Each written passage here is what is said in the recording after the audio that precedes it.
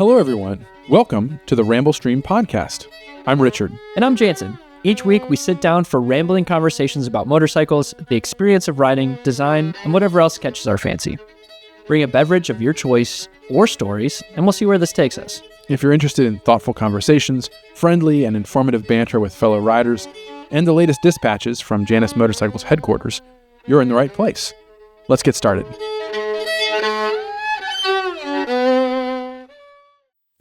Hello. Good evening. I feel like that was really fast compared to what it normally is. Good evening. Welcome to Ramble Stream number 120. 120. Can you believe it? Can you believe it? I mean, every week you say that. I know. It's crazy and crazy. It's been a whole year now, I think. No video. Every week I believe it. Well, let's just make sure it's not just Jeff. Jeff, you should have video. We're glad to see you guys. Notices, then sing out. We're really happy to see you all. We're back for another program. This one's a very... They've got video. This is a very pretty packed agenda we have. Yes. We have some surprises. We have some treats. Some goodies. No giveaways. I mean, we could do a giveaway. We could. Shoot, we should do a giveaway. Anyway. Do a giveaway? Yeah, we should do a giveaway. Let's do a giveaway. Anyway, it's gonna be great. Yes. So we have to kind of keep moving. Yes. Pretty quickly. So go ahead. First thing, really cool and fun thing, new thing.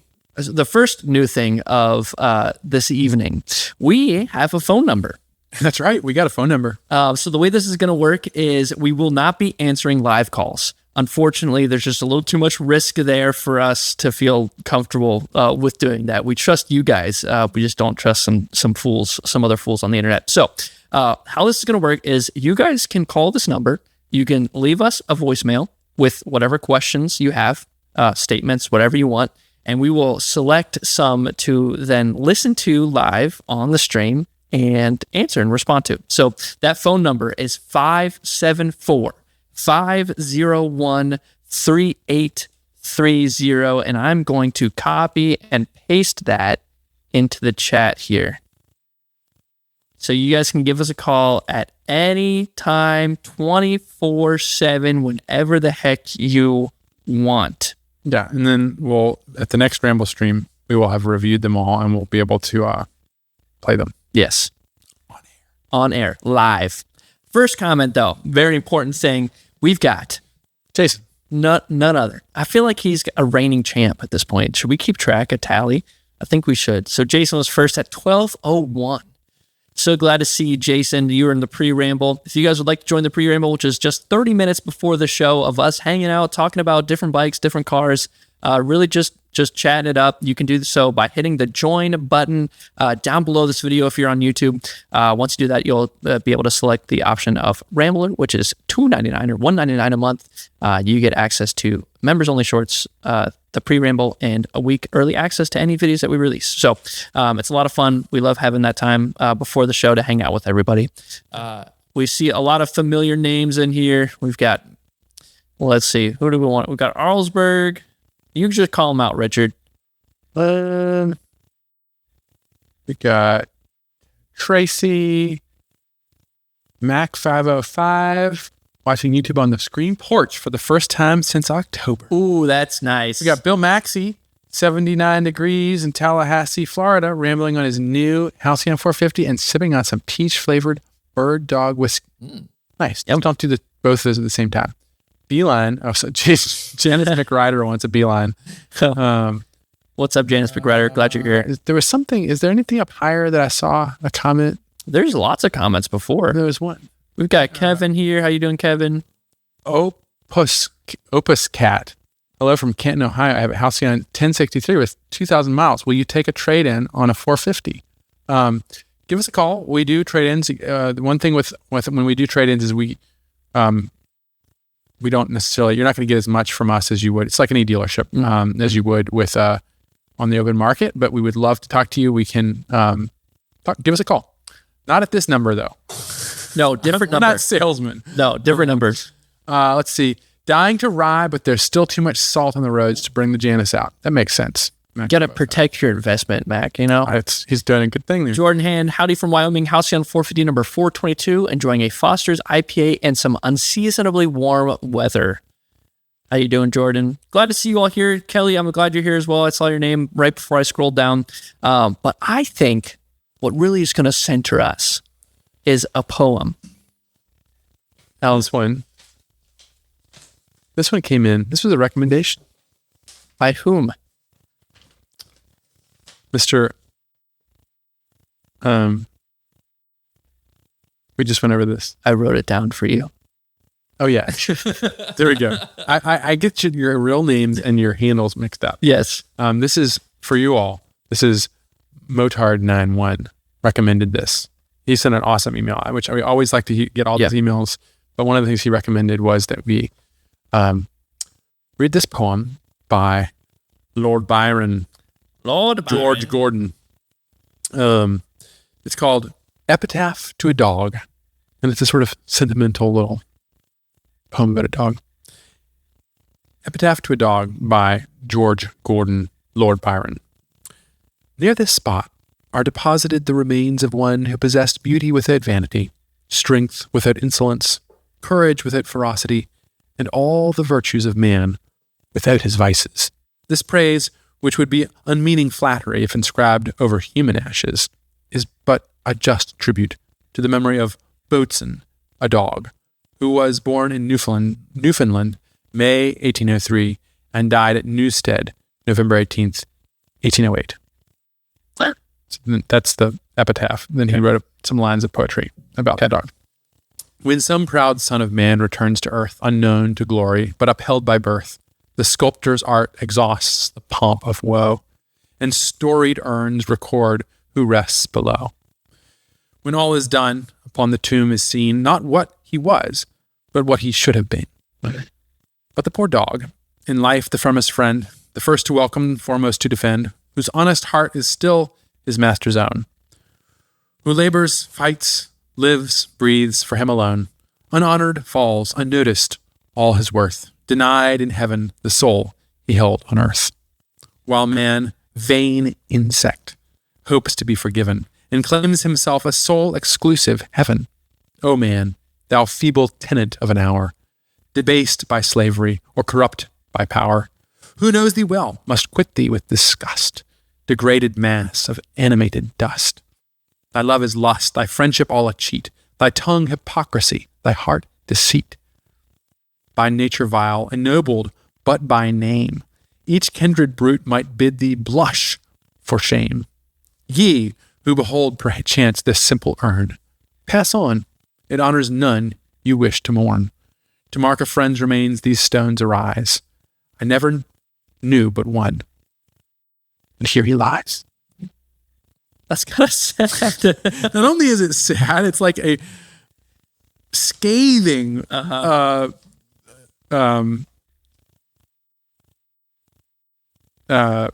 indictment of humanity in favor of an animal. Yeah. What does it say? It says that the dog denied in heaven the soul he held on earth, while man, vain insect, hopes to be forgiven. Hey, it's actually a beautiful little epitaph to the first part. Yes. Not sure I agree with Lord Byron on just because you're Lord doesn't mean you can just say stuff like that. Oh, he said all kinds of stuff. Richard, I forgot that we didn't do something very important. We didn't introduce ourselves. We didn't. So if you would like to do that, if you'd like to start. I'm Richard. I'm with Janus Motorcycles. That's all I got. I ride a 2017 Halcyon 250, number 68, and I'm drinking water. My name is Jansen. I ramble in a Ford Lightning and soon to be rambling on Phoenix 450, number 4. And I'm sipping on, as the last few weeks, some Journeyman Distillery Ride or Die Rye. And it is delicious. Delicious. My water tastes very, very, very, very slightly like coffee. Because it's a coffee cup. It's a coffee cup. Because it probably has a little bit of coffee in it. Very weak coffee. Now we're going to bring you guys along to our a fan favorite segment, builds of the week. Starting out, we have Stanley. Number 1268. It's a Halcyon 250. Now, I want you to guess, Richard, what color this one's going to be. I'm going to say it might be vintage red. I'm not going to guess. I'm just going to give it to you. I succeed. Oh, man, looky there. Some beautiful tie-downs. A little book rack action. This vintage red looks super good. Ooh. Ducktail fenders with double gold pinstripe. A classic. Very nice. Very nice. That looks super good. Ooh. I love these caps. We say it every week, I think, but maybe. Especially the double J one really looks like it's cast. Yeah. To me, even though it's actually laser engraved. So good. You can have your any design can be put in there. I mean, within reason. Right. It might have to be modified slightly to make it fit the process. Right. Just about any design. That was the last picture there. I think we're missing out on some of them, but yeah. these are pretty hot off the press. So, up next, we've got who dis? We've got William. Oh, I didn't talk to William. I'm getting confused. This is his Halcyon 250. It's number 1266. Very nice indeed. Eventually, these numbers are going to get to. I remember 1066. 1066. 200 bikes ago. Hey, that's green. I'm gonna go with green, just because. I want to go with 200 bikes later. What's the luck? Charlevoix. Oh, Charlevoix blue. Wow, bold. Okay, black seat. It's looking pretty good. Oh, look at that detail. Mm-hmm. Some tied up. Is this true? Is this true? We're getting some hits. Ooh. You got it. Let's go. Now, I do not understand why you would just get the book rack Charlevoix blue. I don't know either. Okay. I want to see it as a whole. I wonder if I hope there's a picture of it. So we got silver pinstripe. Oh, look at that skirted fenders. That looks good. Charlevoix blue. All right, though. Charlevoix. Beautiful. That's a great looking motorcycle. Man, look at that. Decked edge. We got polished exhaust with a fishtail, skirted fenders, single pinstripe in silver on Charlevoix blue, which is our kind of baby blue color, named after a lake in Michigan. And we got black leather with a unsprung pillion seat and a tool roll. We have bar end weights, 2 mirrors, headlight visor, number plate, decked. And I mean, what is he missing? Not much. He doesn't have saddlebags. No saddlebags but on. I do see now why he opted for the frame match book rack, because it kind of blends in a little bit. I think there must be like a remnant of something in the way the configurator works, because maybe you can get the book rack color match, but not the frame. Maybe. I don't know. That's a great looking motorcycle. William, congratulations. Polished handlebars too, by the way. I didn't mention that. Okay. I got to redeem myself here. What color is this going to be? This is going to be maize. I am going to guess cream. Moment of truth, everybody. Everybody's got some tie downs. We love to see it. Ooh, vintage red. Another vintage red with double cream. Gold. Or is that cream? That's cream. That's a me problem. That wasn't a monitor problem. I just glanced at it too quick. That's an interesting combo. I like that a lot. Very nice. Very nice indeed. Man. That looks super good. Ooh, the silver feather is very nice. That really makes it very crisp. Yeah. Yeah, I like that a lot. It's got like candy cane energy in like the best kind of way. In a good way. No, that's very nice. Brushed exhaust. It's like a vintage candy shop. That's a great looking motorcycle too. I like the fact that it doesn't have the rear rack. Yeah. Yeah. It's really clean. That's super. Not saying I don't like rear racks, but good job, Michael. Good job, Michael. I think that is by far the fastest we have ever gone through builds of the week. So we've got a packed program. That's true. But what is a thing, Richard? Oh crap! No, I can't. It's your turn. Oh, Frank, I didn't come prepared. I never come prepared. A thing is an object. What's this? Okay, I've got a direction on this. It's maybe a new direction on a thing. Amy, we were talking about it on new directions with it. with Amy, your wife, on Friday. Does a thing? This is more of a question, but I think it. Does a thing? Is a thing still a thing if you don't use it anymore? Or What do you mean if you don't use it anymore? if it is sitting on a shelf somewhere to represent a time?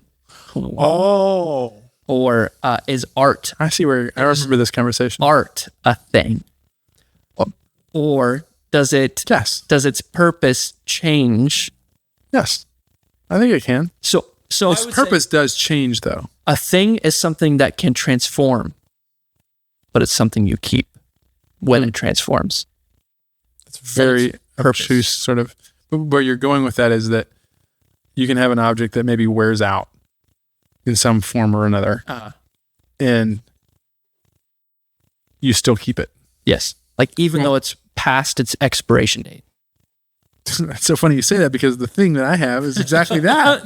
Jansen, you must have been talking about this. What do you mean you weren't prepared? That's crazy. I think you were holding out on us. Well, no, I was lucky enough to remember the conversation. Okay. Well, Speaking of things that have expired. speaking of things that have expired, here's the thing for tonight. Which this is all going to tie together, folks. We got these goggles nice on. show. And I'm realizing now we didn't put the overhead cam together. Well, do they need it? They don't need it. No, they don't need it. They don't need it for this. So this is a thing. Oh, it's got dust on it too. He's got it out of a museum. This has been sitting on my shelf behind me for quite a while. This is a motorcycle helmet. Actually, it's not a motorcycle helmet. It's a snowmobile helmet. Oh, is it really? Yeah.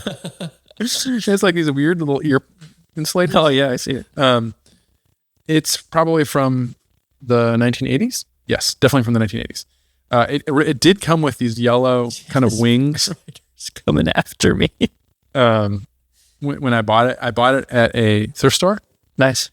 And this was my motorcycle helmet or my moped helmet for many years. And so it's completely covered in moped gang insignias. So we got on the top, the Hell Satans with the dead possum as their logo. Moped and gang feel like oxymorons to me. Done. You would do what you will with it. I love it. I have the Bropeds from West Lafayette, Indiana. I think somewhere on here. Oh yeah, on the back it says I got roofied by the Bropeds. The Mosquito Fleet from Seattle. Motion Left. We've got Motion Left, Delorto, Veloce, Ghost Riders, Grand Rapids. Anyway, and a big old Pook sticker on the front. Nice. Many years. This thing's probably been dropped way too many times. And I was just going through the basement. And I found this one. And I'm going to have to give it to him because this is Devin's moped helmet, who co-founded Janus with me. We both had these like ratty old helmets. This one, and he was going through it says on the front, "Fur is dead. Animals are not ours to wear." He's got a Mosquito Fleet sticker. The day of the mopeds has come. Motion Left, which is our moped. That's great. Anyway, you can feel when I lifted it up, it's stupid heavy, and then the foam on the ears is completely broken down. Like there's no sponge left. Yeah, yeah. These anyway, super cool. These are pieces of history. But anyway, it does. I was thinking that they couldn't be. Oh my gosh, that's really falling apart. That these couldn't be a thing, but in the sense that there are many things. Like my family has a habit of holding on to interesting things. Mm-hmm. Let's just say for a very long time. A little too long, maybe. No. The only reason that we've recently gotten rid of a lot of stuff is we had to move. That'll do it. from our family home. But these are things that no longer can be used. Old uniforms, very old uniforms, weapons, boxes of whatever, all kinds of interesting things. But they have an intrinsic value. And in some cases, because you still have it and you are the descendant of who it was, it's more valuable because of that story. Yeah.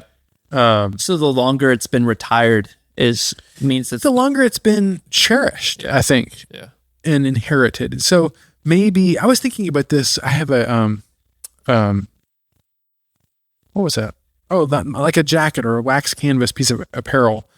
There comes a point at which it will wear out, but there are also reasons that it maybe needs to be kept. Right.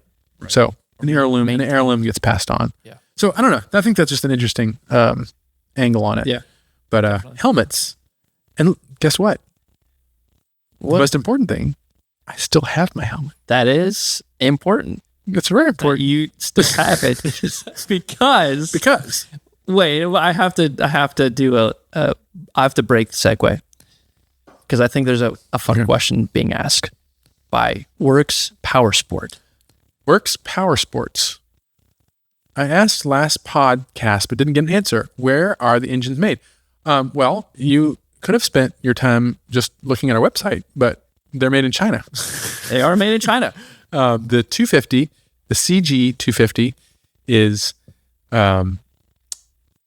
we call it our bulletproof 250. It's probably the most manufactured engine in the world, based on a early 70s Honda design that was a simplification of the CB 125. Yeah, designed to be bulletproof. Low tolerance, high durability. Yeah, low maintenance, easy to work on. The 450 is based on the XR 400. It's bumped up to 450, and also shares a similar simplicity and ease of maintenance. Yeah. And the place where you get these kinds of motors, it's not the United States right now. We've looked all over the place. But if you want to get a small, I think you said it best. If you want to get a small engine in the United States, you're ending up with like a power washer or you're going to get a lawnmower. But yes, country of origin doesn't necessarily matter as far as the quality of these engines. But yes, Richard, you still have your helmet. And I wonder why you still have your helmet. The ride was perfect. The weather cooperative. The engine sang its tiny mechanical song. Life is good. You swing a leg over, pop the helmet off, and look for a place to put it. You hang it gently from the handlebars, because that's what riders do. Helmet on handlebars, problem solved. Right? Unfortunately, the world contains helmet goblins. Small or large, sneaky, and strangely passionate about other people's helmets. But there is another way. Introducing a revolutionary motorcycle technology. It's called a helmet lock. Turn key, insert strap, and just like that, your helmet stays exactly where you left it. Helmet Goblin defeated. No electronics, no apps, no complicated gadgets. Just a simple mechanical solution to a problem every rider eventually learns the hard way. Because sometimes the smartest motorcycle technology is the stuff we already figured out decades ago.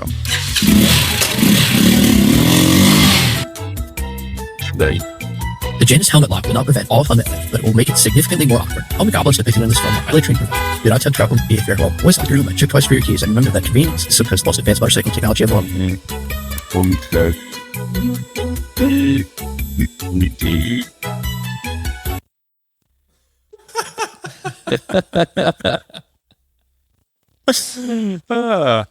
There you go. We have helmet locks available, everybody. There you go. Is Jansen that goblin? No, actually, that's Richard. Also, that was me the whole time. Live stream not working for me. Goodbye. Okay. Hey, see you later, buddy. We'll catch you in the next one. We have. What you want to talk a little bit about? The helmet locks. I mean, other than, I guess, is there anything else to talk about? Yeah, just real quickly. We've sourced after taking us quite a while to find the right one. Make sure that it fits. That was the hardest thing of all on this is because we wanted to make sure that it was in a place that made sense. We discovered this when we were filming that video is it can't be on the exhaust side. It needs to be somewhere out of the way. Right. On the 450, the size of the tubing is different where it wants to go than where it is on the 250. Yeah. And so we wanted to find something that would work with different size tubing. So we ended up sourcing the different kinds of rubber that it mounts to. Yeah. And it has the Janus logo on it, and it's made just for us. Very, very simple. If somebody really wants your helmet and they're willing to cut the strap off, they could get it, but then the helmet would be worthless. Right. So I don't think I think you could be very comfortable locking your helmet up on this thing, put it through the D-rings. So put it through the metal loops, and you should be good to go. Will the helmet lock work okay with saddlebags? It's designed that it should work with saddlebags. Yes.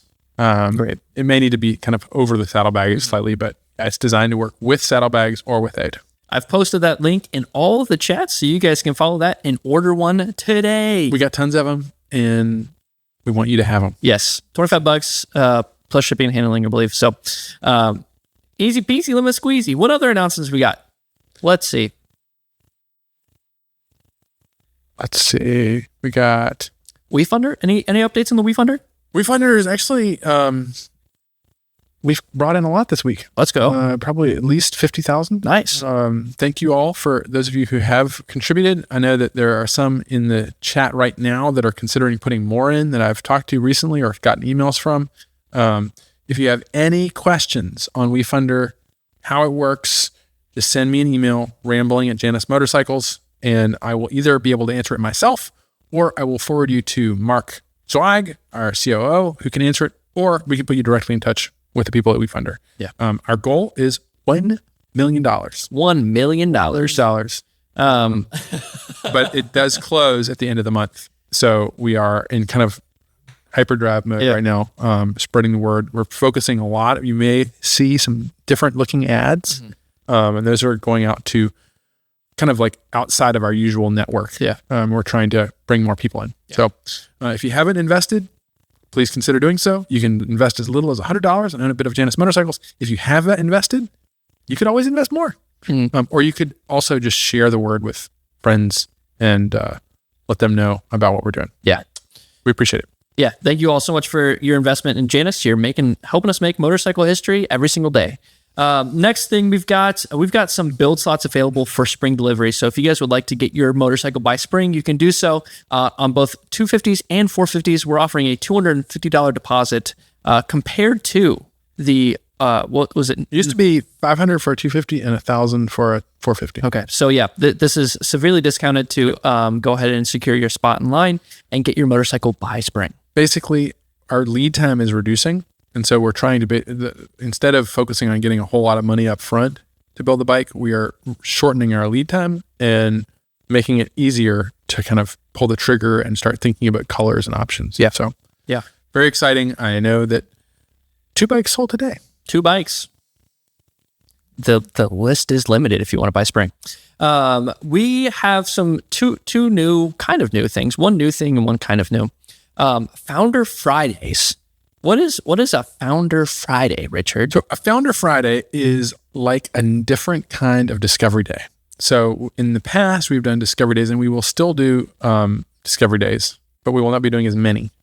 We're going to try and condense those into basically quarterly events, and then we're going to do something called a Founder Friday, and that is actually kind of interesting in its own right, because typically if you get here on a Saturday for a Discovery Day, they usually happen on Saturdays. You get here, we have donuts and coffee, you get a tour, watch a little movie, go test ride, and we take you out to lunch.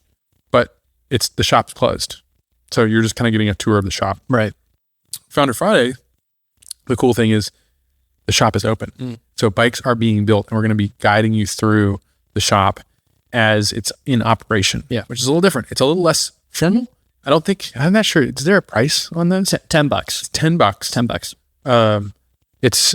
And then we cook hamburgers or hot dogs or make something really great lunch. We provide lunch. You get to eat with us. I give you a tour and you get the whole experience, but it's not and you can go on a test ride, but it's a self-guided test ride. Yeah. So it's not as lengthy as the full Discovery Day, but they're more frequent, and you get to see everybody here. Yeah. Very cool. There's a link there if you guys would like to sign up for one of those. It's happening this Friday. This Friday is the first one. Is the first one. If you guys would like to sign up, if you're local, if you have a Janus, or if you're Janus curious, come on by. Yeah. Discovery Days and Founder Fridays. Yeah.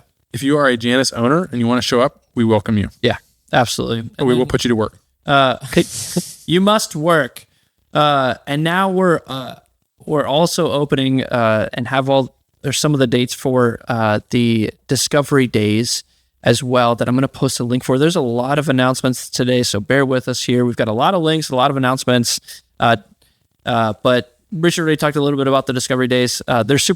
There's not as many this year, so if you are interested in going to a real Discovery Day, which is a Saturday event, it's a more choreographed thing, get on the website at the link that Jansen just posted, and there all the dates are listed. Yeah. But basically, it's a 9 o'clock donuts and coffee, little intro video, in-depth shop tour, test rides on all the bikes, and then a lunch on us.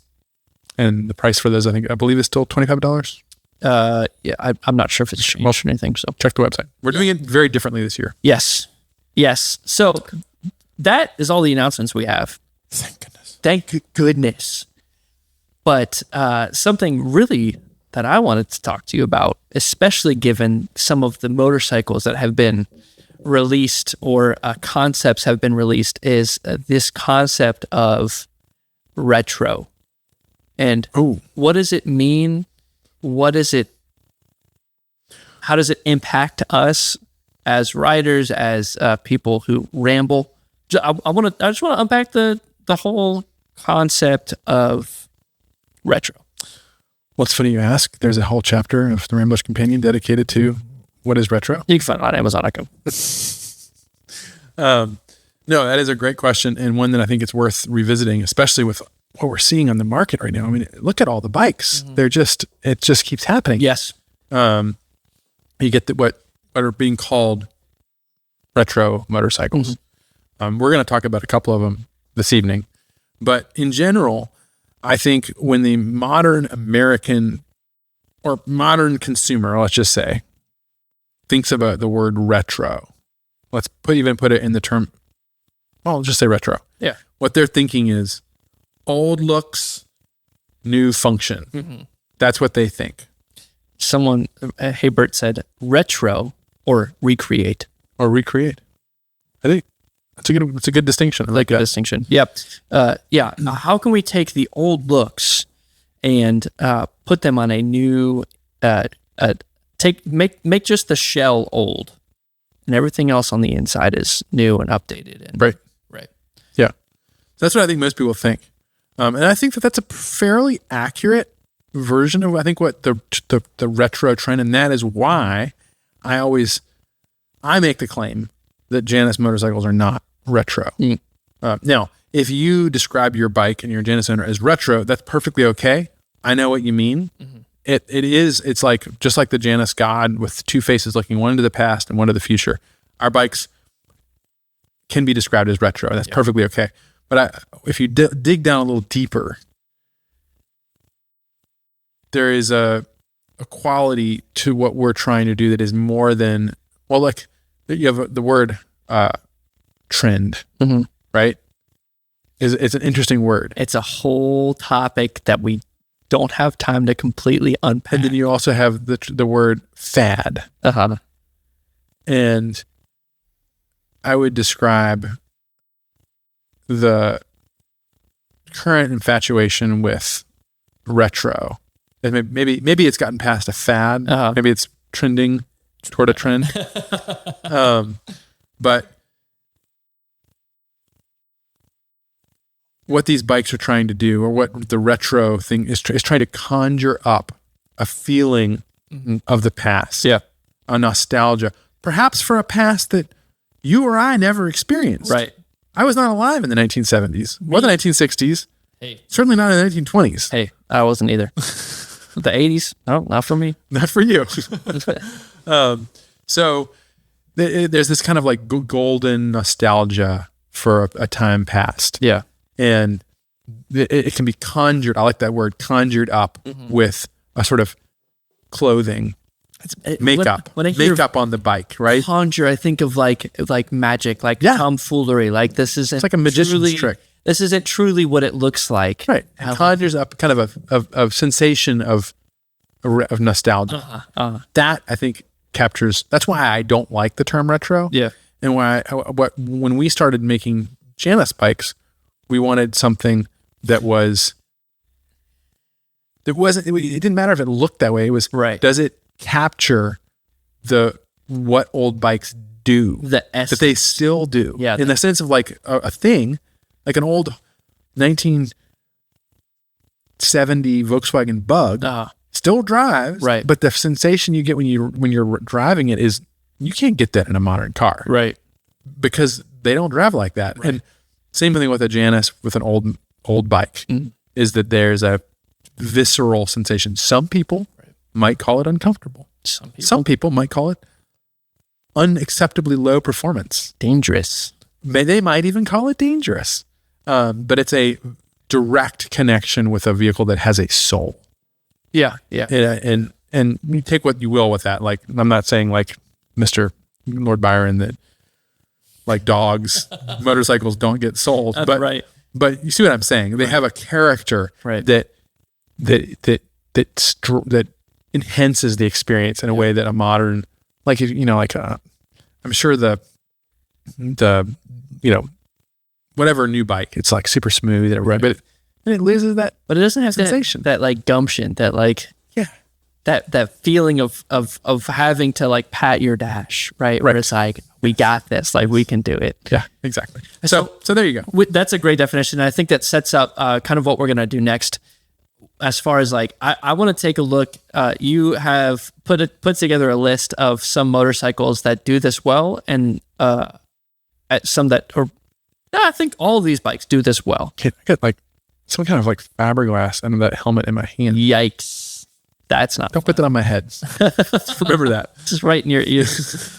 So we've got a list of bikes here that I would say do this whole retro thing well. Yeah, and they do it in different ways. Yeah. We've tried to pick a selection of bikes that are kind of unique. So one other thing is they kind of spawned this, maybe, would you say? Yeah. Is Bart's video? Yeah. So Bart is a YouTube channel. Just look it up, BART. He did a recent episode on retro motorcycles. Just look up like Bart YouTube retro motorcycles, and he features Janus. Bart, Brett came out here and visited us. Yeah, and he's a big Janus fan. He gets it. Mm-hmm. He has an old Triumph. He gets it. But it was a really interesting video because he basically just compares and contrasts a lot of retro bikes. He misses some. He adds some that I don't think deserve to be there. Shouldn't make the list. But it got us thinking. And you're gonna pull it up. I'm gonna pull up his channel, and I'm gonna paste it. Oh, nice. Yeah. In the chat here, so you guys can check it out. His most popular video: Why old motorcycles look better than modern motorcycles. Yeah, it's a really good channel. Yeah. He does a really good job. If you guys like Janus at all, you'll like Bart. He also has a channel on watches. That's also very cool. Okay, so anyway, where were we? Oh, a bunch of different bikes that were picked kind of based on this thinking. So the first bike. What are we going to start with? We're going to start with a Ducati. Ducatisti. The Formula 73. Gosh, this bike looks so beautiful. 73. So this is the new 750 Super Sport Paul Smart Replica livery. So this is, what do y'all think? What version of retro is this? I think it's beautiful. I think it's a beautiful bike. I think it's beautiful. It's gorgeous. Basically, this is probably one of the last Desmodromic Ducatis they're going to make. Yeah. So this is essentially the Scrambler. Mm-hmm. Sorry, not the Scram. The Scrambler, Desert Scrambler, whatever, the Ducati Scrambler. Yeah. It's a L twin, Desmodromic valves. All the other new big fancy Ducatis have moved away from that. Yeah. They're like conventional valves now. Yeah. So this is a real thing, I think. They're only making like 800 of them. Mm-hmm. Texas Rebel says he's seriously considering buying a Formula 73. Yeah, they're pretty cool. Yeah.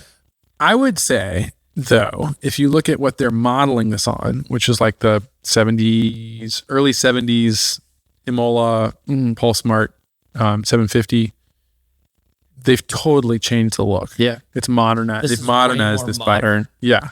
So this is like a version of retro, because I think everybody would agree this is retro. They're using the same Pulsemart colors, the sea green frame with the silver tank, and they even have the vertical stripe, which was from the Imola. So that it was a endurance race. Was it you that was? I can't remember. I can't remember if I watched a video or it was a Fort 9 video when they're talking about that stripe and what it represents. But what is it?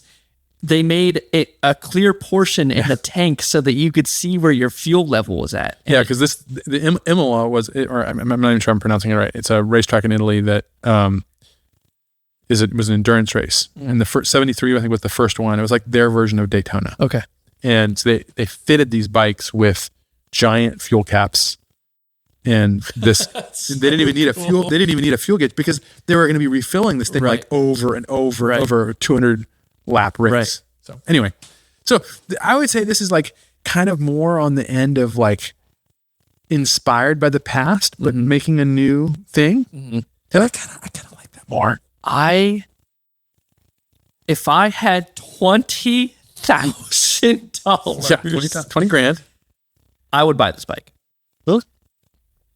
Yeah, it's good. There's like a gorgeous bike. I love the references. I mean, even all the way down to like the X on the headlight. You know, which is but that really tells you it's the Scrambler. Yeah, right. Bike. Right. But it's a beautiful motorcycle. But I don't think it. There's the original. Oh, look at that helmet! Holy cow! I want that helmet. I know, it's cool. I don't think it captures the essence. I'm sure when you get on this motorcycle, it is. Keep going. Where's the old bike? That's the one right there. That's the original Imola. Yeah, that is so far off, but both beautiful. Beautiful. Okay, both beautiful. So there's one version that's available now. Now this has been around for a while. But this one, okay. If I also had another 20, if I had 40, I think I would get this one. I would get this one over the. I think I would over the Ducati. I wouldn't buy this year. I'd buy 2 years back when it first came out. The first one. This is the MV Agusta Superveloce. This motorcycle is unreal. Are those are spoked wheels? It seemed like they're internally like fake spoke. They're real. They're like machined into so that has.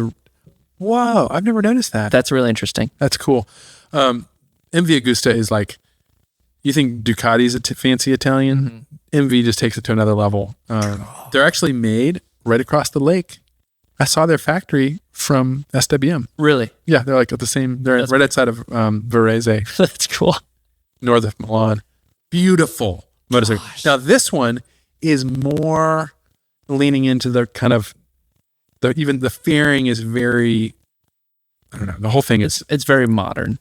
Very modern, but also looking very much back at the past. Yeah. Love this bike. It says I have 20K and I won't buy it. I think that bike is a very, very good job at retro. Yeah, I haven't ridden one, so I don't know. Yeah, what it feels like to ride it. Yeah, right? I haven't either. I haven't ridden the Ducati, but I'm just saying based on the spec sheet that I've seen. So and it looks very nice. Based on the Ducati reviews, the two examples so far, what differences do you see in both motorcycles that says, yes, this does a good job at like harkening back to the past? I would say that both these are kind of in a similar vein. They're taking cues from the past, styling cues from the past to take a modern motorcycle and sort of dress it up. That's what they've done. They've taken a modern motorcycle, they've dressed it up in old clothes that make it look good. Right. They've done a really good job. Yeah. And I think that if the industry as a whole did more of that, I think they'd get more people interested in motorcycles again. Right. Rather than these like weird, like just bizarre, like just ugly. Yeah. Modern bikes. So Joe says, hello, it's warm out. Hi, Joe. Glad you're here. Hey, Joe. Yeah, so that's I would buy this bike so far. Both this bike is on the extreme end of it's not really very high performance. I think it's interesting. Nor is the Ducati. These are both low performance. These are detuned. I'm not sure. The MV is probably pretty highly strung, but it's just so it's like it has very little rider aids. Yeah, it's out there on the. It's like an old classic Italian design. It's just kind of raw. Yeah, very raw. Yeah. So the reviews I've read, we're talking about we're talking about white motorcycles and I think the red with the white. That's MV colors. See, that looks really. I would choose the white and the gold. Oh, do it. All right, moving on. No.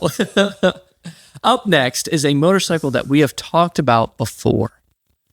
This is the Benda Napoleon. I'm going to ride one of these. The Napoleon Bob. The Napoleon Bob 500. Now the Napoleon Bob 300, I think, has the one that has the weird forks. Yes. Oh no, I think this one has weird forks as well. Well, that's what anyway. This is a different thing going on here. It is something. This is like. Explain it for us, Richard. Talk to us about it. I mean, they're just going off on a completely different tangent, but they're making a motorcycle that looks good, and to the extent that old motorcycles look good, it has to be somewhat retro. Right. But I don't think they're intentionally being retro. Yeah, I think they're saying. I think this is what motorcycles should look like. Yeah, I actually have more praise for this, as much as I hate to say this, than the Superveloce or the Ducati. Because it seems like they're forging. They're doing something new, different path. Yeah, and it's just a V-twin 500.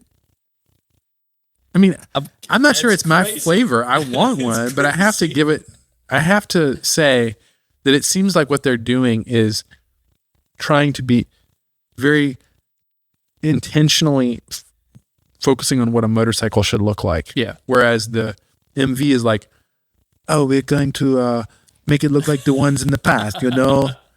Is that racist? I don't know if you can do that. You can impersonate Italians. Give me a break. No, I agree. I think that this is. Do I have to speak Italian for you to think it's not racist? No, I don't. It was a joke. What did you say? No, I think this is. Va bene. I really want to ride one of these. I don't know if anybody can get us in contact with Benda. I don't know if we can even reach out. I would love to have. I want to ride one. I would love to have. This is Chinese, by the way. Yes. Yes. I will not do a Chinese impersonation. I would love to. Hey, Richard, is my new Halcyon 450 done and ready to pick up? Kelly asks. I would have to check on that. Give us a call, Kelly. We would love to hear from you. Oh, hold on. Ed Smith, I just received my Rambler's Companion book today. It seems like a nice sequel, somewhat dated to Terminal Cases book that Rose Stitch put out. Enjoy. I actually based it on that book. Did you? Yeah. So I don't know if I've got a copy of it around here somewhere, but yeah, I do. What's our next motorcycle here? Okay, now we have the Indian Chief Vintage, which was debuted recently.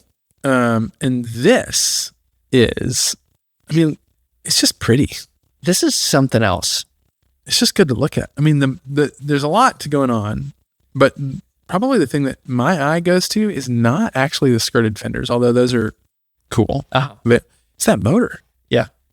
I mean, that motor is beautiful. My eye instantly goes to the overall silhouette of the motorcycle. And it reminds me of cars in like late 30s, 40s, early 40s with like the sweeping fender flip. Like fender that's what they're channeling as a Chief from the 1940s. I mean, this is. They've even got the little Indian head with the light on it. Yeah. I would personally would never buy this, but and I also like our skirted fenders, our Halcyon 450 with skirted fenders better than this.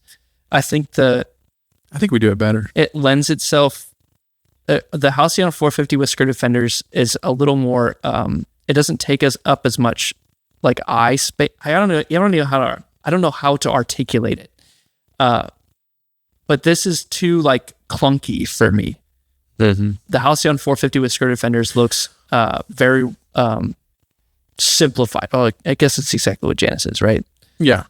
So this is, if we're kind of looking at the way that this is retro, I would say that they have, if dressing it up in clothes and putting makeup on it is what they're doing, they have done a very, very good job. They've gone above and beyond.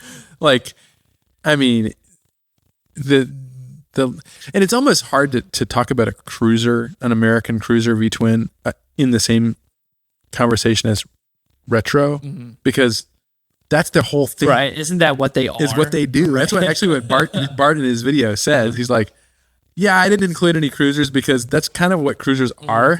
But I thought that I really wanted to talk about this bike on the Ramble stream because it's so similar in a lot of ways to what we do. Yeah. And so very, very different all at the same time. And there's something really, there seems to be this trend. We talked about this on Friday. Friday's when we plan these things. And we talked about how there seems to be a pendulum swing toward motorcycles that actually feel like something rather than like this, you pull the throttle and you go. Yeah.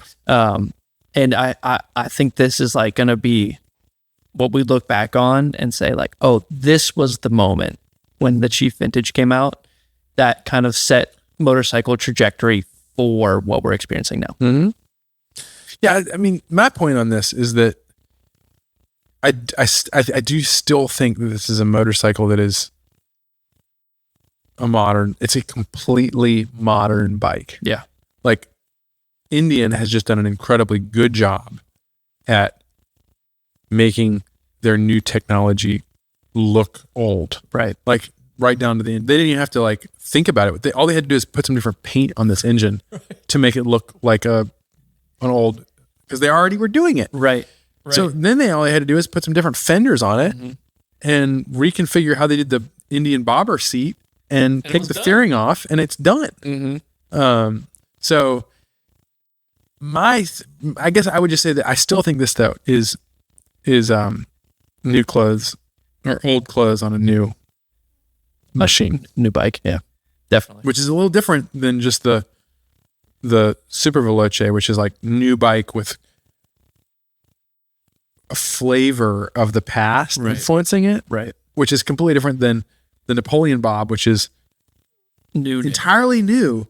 But the fact that it looks somewhat old and a lot of people would include it as a retro, absolutely a retro bike, is that they're trying to hone in on what makes a good looking motorcycle. And I would argue that that's universal. Right.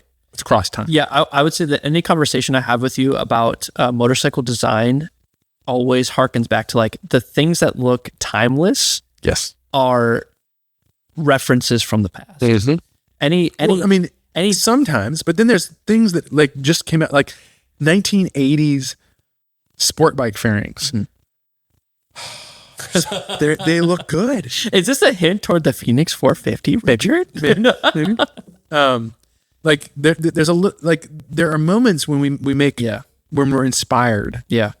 And things kind of like figure themselves out. Right. And I don't think we want to go and look at 1920s aerodynamic fairings for like necessarily, but like when it comes to like other parts of a bike, we've done things the best. Right. And so if you're just dressing up your modern sport bike with old clothes, then you're not really going to get the experience of what it's like to ride a cafe racer or a old sport bike, because it's too refined. It's refined and it's removing you from the experience. Right. Like an old bike is just so much more immediate. Yeah. And why did we lose that? Yeah. Why do we have to? And that's what we're asking with our retro. Yeah. I was about to ask, like, we've got one more to kind of look at, but I think we kind of go through it. What's the next one? It's the Harley. Oh yeah, let's wrap it up with that one. Yeah. So this is a fun one. This one was just debuted at Mama Tried up in Milwaukee, which is a very fitting place for it to be debuted. This is the Harley-Davidson Oh gosh. RMXR. RMCR. RMCR. Sorry, Harley-Davidson names, I just can't do it. You got it. RMCR stands for Revolution Max Cafe Racer. Yeah, the Harley, you got to figure it out, man. You got to have something Some simple. people already know what it is. I don't know. FLXT car. That's too much. But the famous 1970s Willie G came up with the idea, penned the XLCR, which was a cafe racer Harley that just kind of like came out of nowhere. And they weren't the best performing bikes in the world. Let's just say Scott Ferguson, our supply chain VP, he has one and he loves it. So cool. But he will be the first to tell you that it will shake you to death.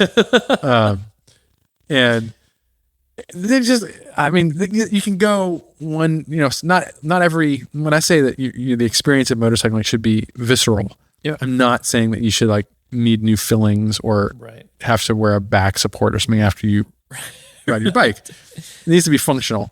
But there are certain bikes that are failures and successes along the way. But it was certainly a fun thing for Harley to do. And then they launched this. This is just one of one. There's no I don't think there's been much announcements of production. But I think it's a sign of what they're going to be doing. And wouldn't it be fantastic if Harley did have a cafe racer? I mean, sport bike. I think they need any help that they can get. I think they do. To figure out what's next. But where does Janus fit So Janus fits into this in a different way, which is that one, certainly the aesthetics. We like old bikes. Yes. I also like new bikes. As you can tell just from this conversation, Superveloce is beautiful. The Triumph Speed Triple RR, gorgeous bike. 1980s bikes, even some 1990s bikes are beautiful. However, the experience, we believe, of the motorcycle has been diluted. The automotive safety, convenience, efficiency, drive has seeped into motorcycles, and it's done so, and in performance, like insane performance has seeped over. So motorcycles reached a point where they couldn't really go much faster. The Hayabusa, set that, 1999, 2000. And so then they started like, well, what else can we do if we're in this war with other people, other competitors, how do we keep making these bikes upping the ante? How do we make them better? How do we make them better? Exactly. And it's just been, I think that there's a great place for traction control. There's a great place for all the amenities. However, we have to, maybe some of those things aren't as necessary if you're riding a bike with less horsepower, that you're having more fun on twisty roads with, that's more analog, that in a different relationship with reality offers fun. Like those older bikes. And those older bikes don't just offer fun to you all because of nostalgia. It's not just because you get people that come running out of the woods when you go get gas on your Janus, which does happen. It's because you didn't buy it just because of that. You bought it because it does, the ride of the bike is different. It's not something that you can find elsewhere, and you can really have that connection with them. So there's that. Obviously, the aesthetics play into that. The manufacturing process that we use, it has limited us. We talk a lot about constraints. Jansen and I, and the constraints of the way that we make things mean that we make bikes that are a certain way, and that happens to be the way Janus makes motorcycles, which can be kind of archaic in some regards. And we're very small. We have a very low budget, and so that all kind of pairs together to create this very unique machine that is, because of those constraints, it has allowed us to say, what does a motorcycle do? Why do we ride motorcycles? And we ride motorcycles because we want to get out on the road. We want to feel like we're getting away with something, like we always say. We want to feel stealing, like we can transform ourselves, like we can push ourselves to the limit, and we want that limit to be within the range that we experience every single day. Right. They're not motorcycles that are, if you're the kind of person that wants to be passing everybody, screaming by everybody, you want to be like showing off with how loud your engine is. I'm not joking. If there are people like that, Right. Sometimes that's fun. But they're not that motorcycle. These are the bikes that are designed for 2-lane roads, 55 miles an hour. Even the 450 is happier at 60 miles an hour than it is at 90. I would argue that any rider is happier at 60 miles an hour. That's the argument we're making, is that we're focusing on that aspect of twisty roads, stopping, talking to people, meeting new people, rambling. Right. So we are retro only insofar as we do a better job of remembering what motorcycles are actually about than other people do. Right. I'll leave it at that. Yeah. I don't know. I think that's a great summary. We want to distill the experience down to its only the last bits, what actually matters, what actually provides flavor. And if you want to distill something down, you do lose some things. Yeah, absolutely. You lose a lot of the water. Right. Which can add there's a to good the thing. experience, but we don't think it's important. The most. Yeah, it's not the most important thing. Exactly. I think that was a good conversation. Thank you, Richard, for providing your insight on that. It's always so interesting to see your opinion and other people's opinions on motorcycles. I think Janus McRider mentioned a comment that said, it's really interesting seeing everyone's taste in motorcycles, which I completely agree. Kelly 4199 says, is that Kelly Christmas? That's yeah, Kelly. He says, Richard, would ever consider going to Wheels Through Time to visit and do a ramble stream? Oh, that would be cool. I have been to Wheels Through Time. I don't know if, we could definitely, We could ask. we could ask. We could see if That'd be really cool. a guest. Start up some kind of really cool bike for us on the ramble stream. That'd be awesome. That would be really cool. Well, that's all we have planned, except for one last thing. If you guys want to enter the word lock, all caps, LOCK, Jason, you've got it. We are going to be giving away a motorcycle helmet lock, one of our own.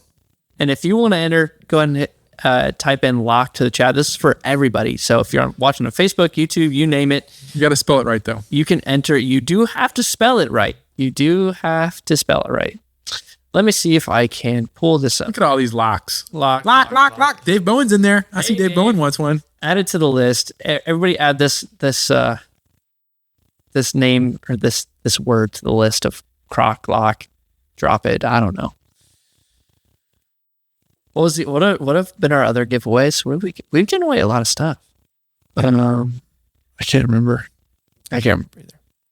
LOC. Crocs lock.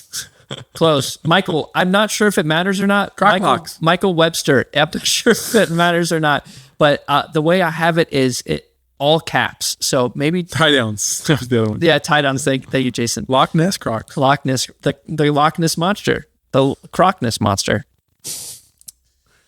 We're firing on all cylinders. This is going to be cut for the podcast. Yes, this will be cut for the podcast. This will not. Beeline. All right. Okay, we got 29 entries. We'll give it a couple more minutes here. Crocs, no, not the. Okay, so while we're letting these entries come in, if you want to receive the prize that you win, which will, if you're lucky, be a helmet lock for your Janus motorcycle, you have to send us an email. You have to. rambling@janusmotorcycles.com. Just because you won an award or a prize last time doesn't mean I still remember your email or your physical address. Yes. So if you win this, you've got to send me an email, rambling@janusmotorcycles.com. And then I will give that email to Danielle and she will ship you. Yes. Also, rambling. Not email, it's physical address. Rambling@janusmotorcycles.com is a great way to send in any suggestions or questions that you have for Richard or I. Jansen, we have a phone number. You want to remind us of what that phone number is? I want to remind you guys of what the phone number is. If you guys want to leave a voicemail and ask any questions and be featured potentially on the live stream, it is, are you ready? 574-501-3830. Again, that's 574 501-3830. You guys can give us a call, leave a voicemail. And, oh my gosh, Confed Yank up in here with that number. Nice. All right. Let's do a drum. We got 30. That's good. 1 second before we do. If you guys haven't yet followed us on other platforms, Oh, yeah. under Spotify, Apple Music, and anywhere else you find podcast, you can do so under Ramble Stream. You can also follow us at Ramble Stream is our social media handle. And we do have some little clips that we make of it. They've been pretty good lately. Yeah, they've been great. That wraps up this episode of the Ramble Stream podcast. Thanks for listening. If you enjoyed the show, subscribe wherever you listen, share it with a fellow Rambler, and please consider leaving a rating. And join us live every Monday at 7 p.m. on YouTube for our weekly Ramble Stream. You can also find us at ramblestreampod.com and on social at RambleStream. We'll be back next week with more conversations, more stories, and of course, more rambling. And remember, many of those who ramble may very well be lost, but that's probably the point.